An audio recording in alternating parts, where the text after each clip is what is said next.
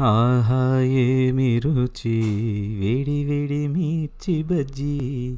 సాయంత్రం ఆఫీస్ నుంచి ఇంటికి వచ్చి పాత పాటలు వింటూ చేతిలో అల్లం టీ, ఎదురుగా వేడి వేడి మిరపకాయ బజ్జీలుంటే ఎంత స్ట్రెస్ ఉన్నా ఇట్టే ఎగిరిపోవాల్సిందే. అయితే సరే పదండి, ఈ రుచిరాజు మిరపకాయ బజ్జీలను చేసే విధానాన్ని చూద్దాం.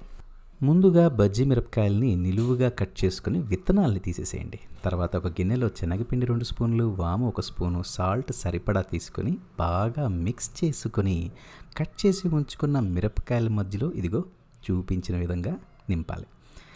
ఆయిల్ వేడవుతుండగా మరో గిన్నెలో కొద్దిగా శనగపిండి వేసుకుని ఉప్పు, కారం, సోడా ఇవన్నీ వేసుకుని నీరు పోస్తూ చక్కగా ఉండలు లేకుండా కలుపుకోవాలి. ఇది ముఖ్యం మరి. ఇలా ఇంకేముంది, సిద్ధం చేసుకున్న బజ్జీలను పిండిలో ముంచుకొని సలసలా కాగుతున్న నూనెలో వేసి ఫ్రై చేసుకోవడమే. లైట్ గోల్డెన్ కలర్ వచ్చిన వెంటనే దింపుకోవాలి మరి. కథలో ట్విస్ట్ కోసం కొన్ని ఉల్లిపాయలు చిన్న చిన్న ముక్కలుగా కట్ చేసుకుని కారం, సాల్ట్, నిమ్మరసం కలుపుకొని బజ్జీల మధ్యలో వేసుకొని తింటే ఉంటుంది నా స్వామి రంగా అద్భుత.